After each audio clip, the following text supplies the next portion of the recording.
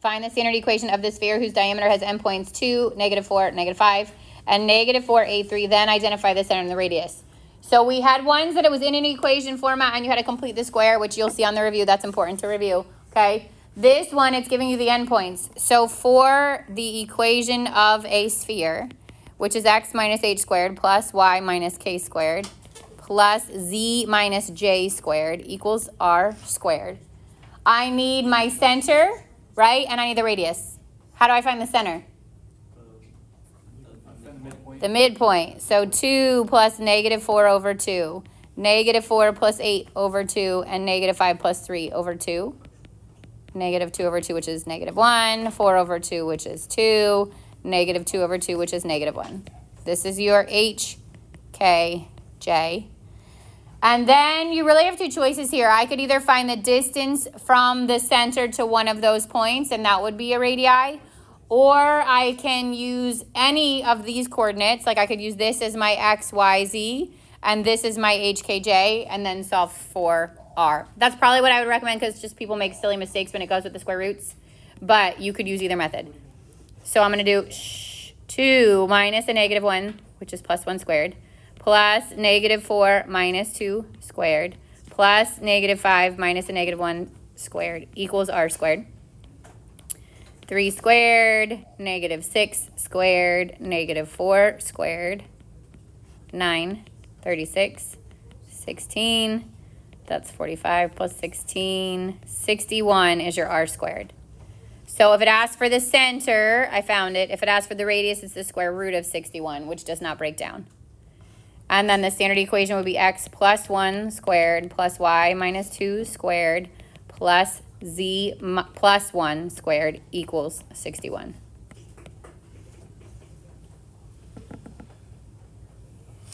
And then again, in this section, we also did the complete the square. So obviously that will be on your review, but don't forget to review that as well. Questions on the warrant? All right, let's go review. So we go back to 9.4, which was a while ago. This was your parametric functions. There were 3 questions or 3 types of questions within parametric. Remember, parametrics had the T.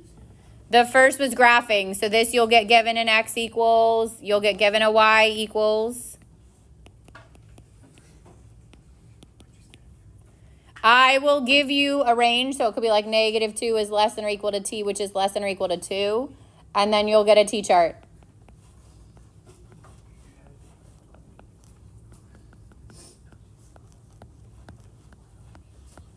So I would like plug in -2, -1, 0, 1, and 2. I'm going to plug them into the x's and get the x values.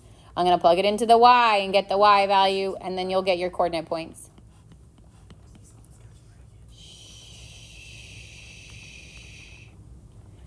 And then you will plot these points, and what do you have to remember to do on your graph? Let's say like one of the examples went something like this, right? What has to go on this graph? The little arrows. And remember, we point towards the biggest point, the biggest T. That should be an easy question. You just have to know what you're doing. Plug them in, plot them, draw your arrows. And remember, these are endpoints at the end because there's a start and stop to it.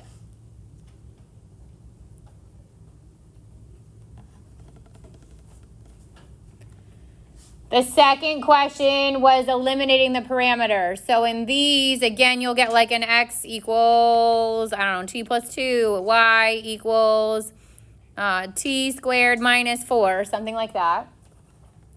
And the goal is to get one equation that doesn't have a t. So what we want to do is solve one equation for t, and then substitute that expression into the other equation.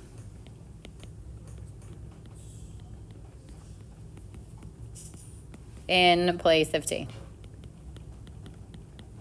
Your answer here is 1 rectangular, so no t. equation.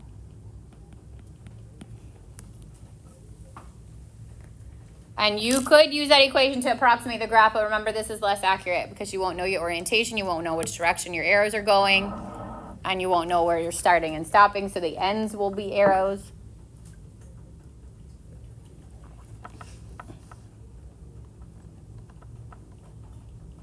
So if I was using the example that's here, which one is easier to solve for t?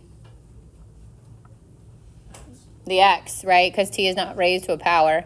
So I would get t equals x minus 2, and then I would take that and I would plug it in the place of the t.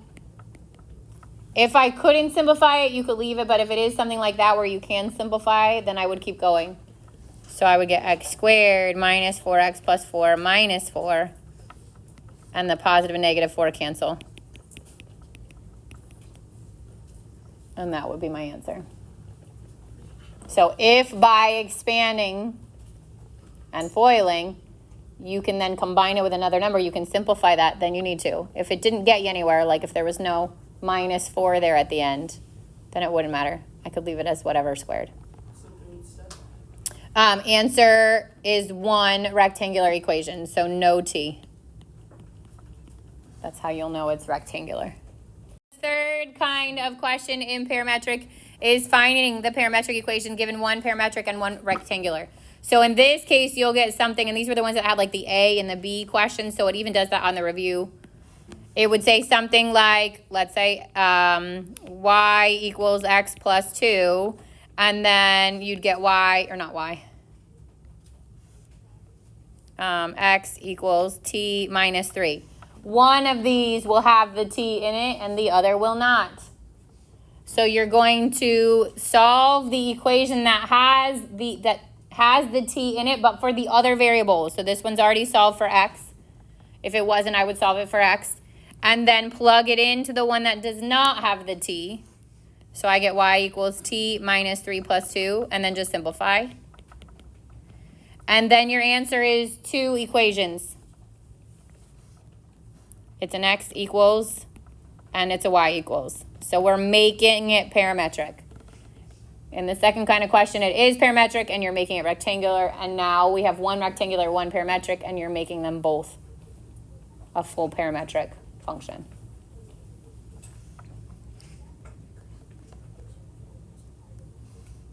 All right, then came the polar coordinates. So in 9.5, we learned how to graph a polar coordinate. We learned how to find additional representations of those polar coordinates. And we learned how to convert from rectangular to polar and polar to rectangular. We did it both with the calculator and without. So there's going to be, this is one, remember I kept saying, it's going to come back on your test.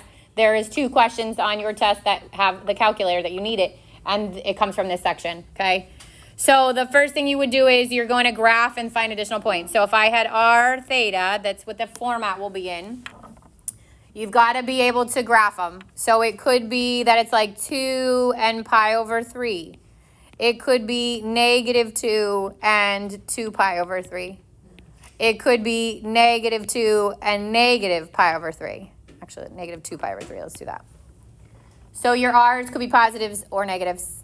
Your thetas could be positives or negatives. So we'll say this is A, this is B, this is C.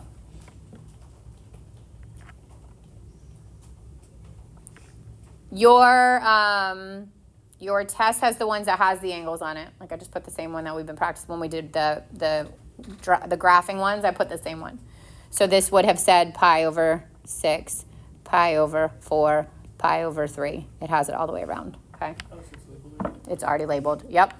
So 2 pi over 3. I go to pi over 3. I go to the second ring. I plot a point. That would be A. Like on the rings? It says 1, 2, 3, 4, 5, like that. Like next to the pi over 3. No. No, you have to know your coordinates. All right, B, negative 2 pi over 3. So what happens when the R is negative? You go away from the angle. So 2 pi over 3, which is here. Instead of going towards it, I go away from it on the same ray. This would be B. Correct. Then if theta is negative, remember there's 2 ways to do this. You either go clockwise, so 2 pi over 3 clockwise would be, well, not that far. It'd be here. Or you find where it's positive, and since it's labeled, I would say that's probably the easier one. Find where it's positive, and then fold it top and bottom like a hamburger, and that's where it's negative. So this would be negative 2 pi over 3. But this coordinate has a negative r, so instead of coming towards it, I would be going away from it, and it would actually be the same as the one we labeled for A.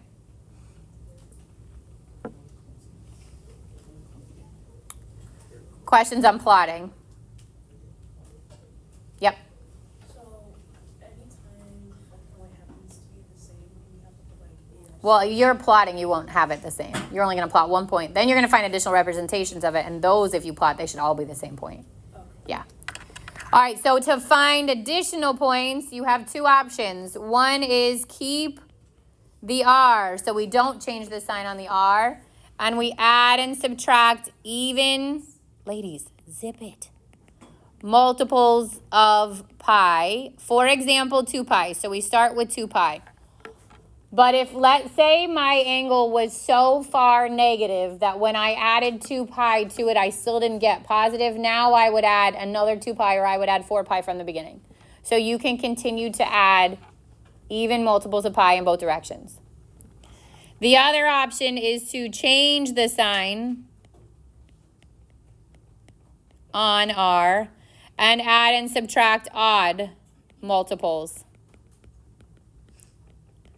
of pi. So we start with pi, but you could add 3 pi or 5 pi, whatever it is. The question on the test will also give you a range. Like it will say find 3 additional polar representations between negative 2 pi and positive 2 pi, and your points have to be within that range. There are 2 with a positive r and 2 with a negative r, 2 with a positive angle and 2 with a negative angle.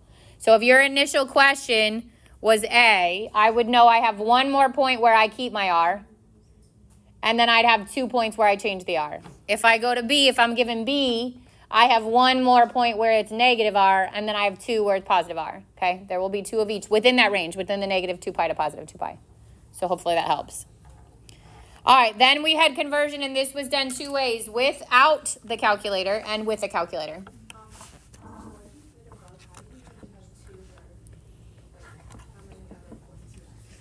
There will always be 3. If you're given 1 point between negative 2 pi and positive 2 pi, there will always be 3 more. And there will always be 2 with an r that is positive and 2 with an r that is negative. Yep. All right, so when we convert, the first one we'll do without the calculator. And these were either going, well, the method is the same, so I should erase that. The method is the same, but obviously sometimes you need to, if it's a unit circle angle, you don't use the calculator. If it's not a unit circle angle, you use the calculator.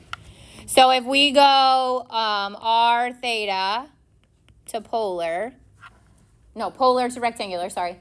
And in this case, remember, we would write like x, y equals if my answer's in rectangular, or r theta equals if my answer's in polar.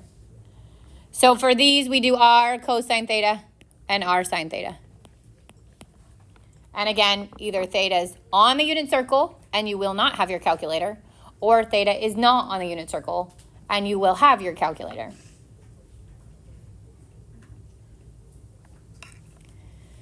And then the other way is xy, or rectangular, to polar, or r theta. And this one has 2 parts. So actually, the first thing I would do, technically, if you count, this is 3 parts. Plot the point.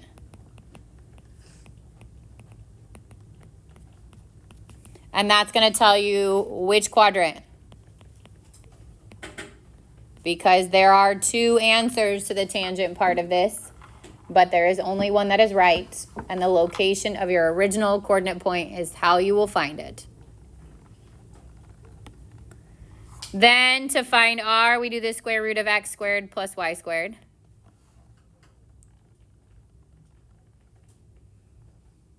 And theta equals tan negative 1 of y over x.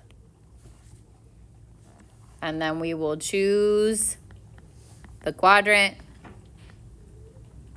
based on location of the original point. which we graphed there.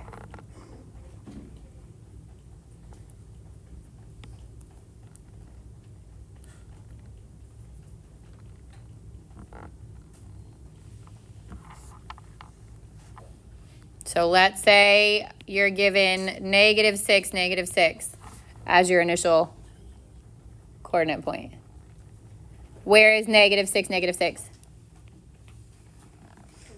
Third quadrant. So that tells me that I'm picking the angles only from that third quadrant when I go to find theta. My R would be the square root of -6 squared plus -6 squared, 36 plus 36, square root 72, 2 and 36 square roots 6. So this is 6 root 2.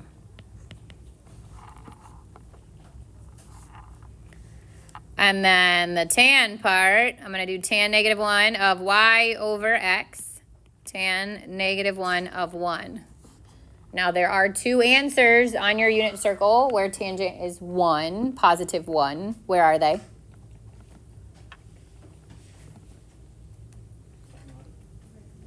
Left and right. Quadrant which and quadrant which?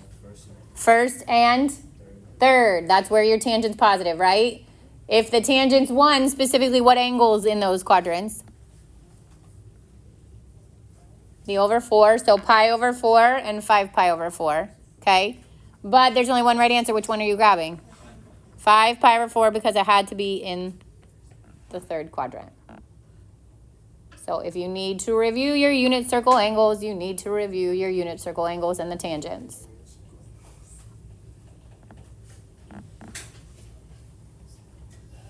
Questions so far? Okay, we're going to practice the calculator because we haven't done it in a while. So now let's say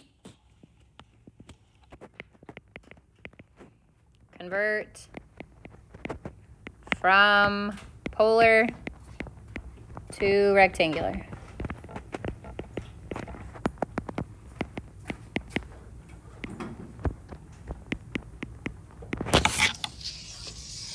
So what will be harder to see is obviously that does not look like it's rectangular or polar. They will look the same way when you're doing these on the calculator because there's not going to be a theta in there. So you have to make sure you pay attention to the instructions. Like these stink if you get them wrong because these should be easy questions. Your calculator does most of the work. Unless you're doing the wrong format and you won't catch it. It won't make sense. You won't see a theta in there somewhere. Okay? So you have to know what you're doing.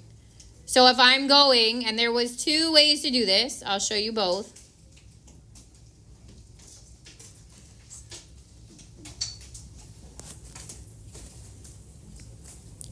First of all, my calculator has to be in radians. This is in degrees. So I'm going to go to mode. And I'm going to switch it to radians. When we reset our calculators, which you'll have to do at the beginning of the class, the good news is it puts it into radians. So you'll be in radians. But you also have to pay attention to your mode. Like we've been going into parametric. We've been going into polar, right? You want it to be in regular format, okay? You don't need to mess with any of those formats because you're not graphing any of these points. You want it just to be a regular function. Then I want to go either 2 choices. 1, work it out the way you've been working it out. So if this is my R and this is my theta, and this is probably how I'd recommend it so you don't get confused. I would do -3.14 times the cosine of 7.43. And then I would do -3.14 times the sine of 7.43. And then just type it in. So -3.14 cosine 7.43. And -3.14 times the sine of 7.43. So my xy is -1.29. I think I give you 3 decimal places. -2.862. Now the way you can check it, or if you're really confident, you want to use those shortcut keys. Those shortcut keys live under the angle menu. So second angle, and you arrow down. We are going from polar to rectangular. So I go PRX to get the X. And I type in the original point, -3.14, comma, 7.43. I hit enter. And there's the X coordinate. And then same menu, polar to rectangular Y. -3.14, comma, 7.43. and that's the y. I would do both and check it. It takes you an extra like 30 seconds. Do both and check it. That one's easy to do both.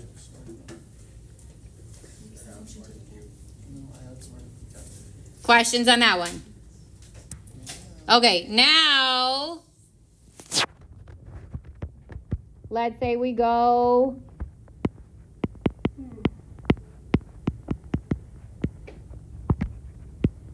and we're going rectangular to polar. Again, two options. One is find your r by doing the square root of 1.23 squared plus negative 0.56 squared, and I type that on the calculator. So square root 1.23 squared plus, I don't need the sign there, 4.56 squared, and I get r is 4.723 if I round to 3 decimal places. And then theta equals tan negative 1 of negative 4.56 over 1.23. So second tan negative 4.56 divided by 1.23. And I get theta equals negative 1.307. And I would write it as r comma theta equals 4.723 negative 1.307.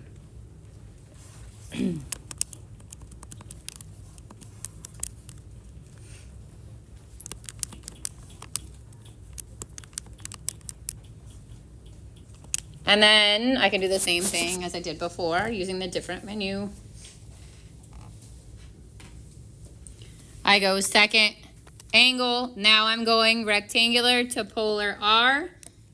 1.23 comma negative 4.56. And there's my r. And then rectangular to polar theta. 1.23 comma negative 4.56, and there's my theta.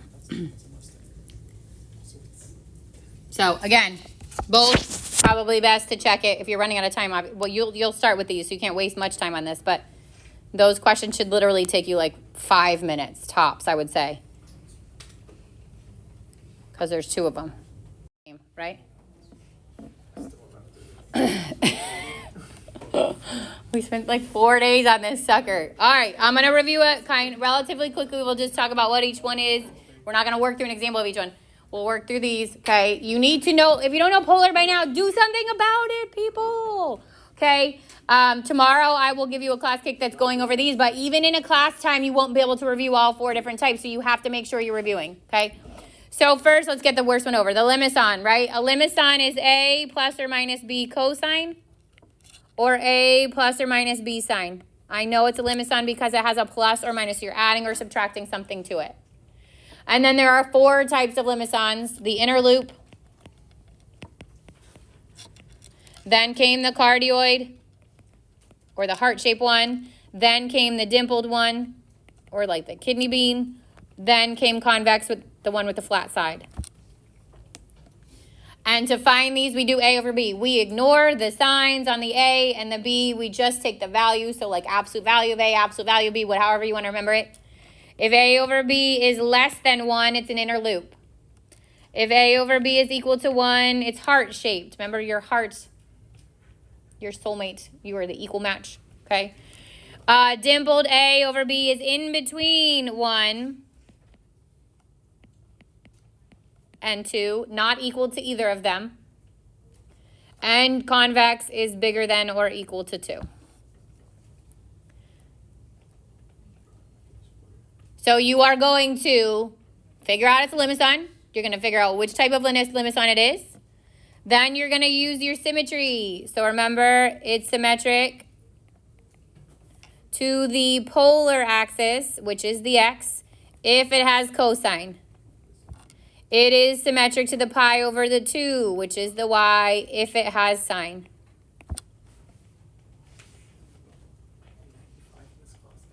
That tells you where your loop is. It's either at the top or the bottom, if it's symmetric to the pi over 2, or on the right or the left, if it's symmetric to the polar axis.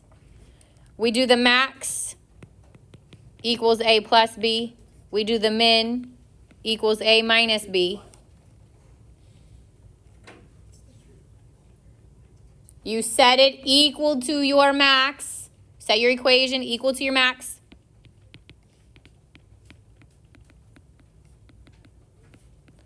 And then solve for theta, and that tells you where your loop or your heart or your dimpled side or your flat side is. And then you put the opposite side is your, no, sorry, that tells you where your rounded part is, sorry. The max tells you where your rounded part is. And then you put your loop or your heart or whatever opposite it. You are going to have a limit on. You're going to have one of those four. You're going to have to plot points. That's the one that takes the most time. Everybody's getting it. Everybody just might get a different one, okay? Yes, then you're either getting a rose, a lemniscate, or a circle as your second one. You'll get two of these. The rose, how do we know it's a rose? It has a number next to theta, so A cosine, there is a number next to your theta.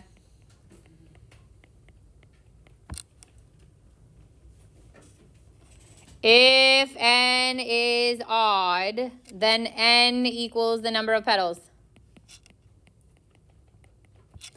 If n is even, then 2n equals the number of petals. And it has all three types of symmetry. Only if it's even. Which means everything that happens at the top, like now it's also symmetric to the pole. So top right reflects down to bottom left, top left reflects down to bottom right.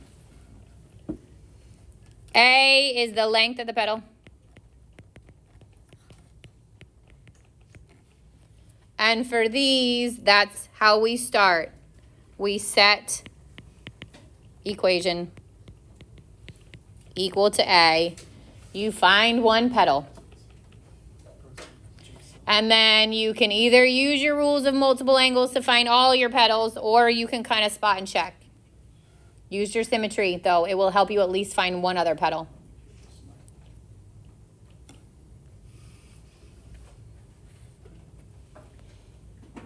Okay, lemniscates I think are second easiest. I think circles are the easiest, but lemniscates are the second easiest. How do you identify a lemniscate? R is squared. And this is A squared cosine 2 theta, or A squared sine 2 theta. God bless you. Your R is the length of the loop. It's not really called a petal, but they kind of look just like the petals. You plug, oh, not R, holy moly. A is the length of the loop, and you have to square root it. Okay, so whatever's there, we square root. And then we plug A in for R to find the petal or the loop. And then literally make it an infinity symbol, go the other direction. All you have to do is find one thing on a lemniscate. And then go the other direction. I would like to, yep. Sure. Okay, circles, cosines. Remember, cosine goes either right or left. Positive A goes right, negative A goes left.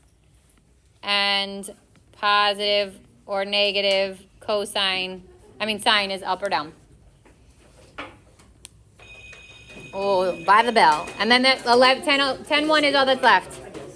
Your homework is the PDF review that is on your to-do list. People, make sure it is done so we can go over questions tomorrow. No, I post all the answers.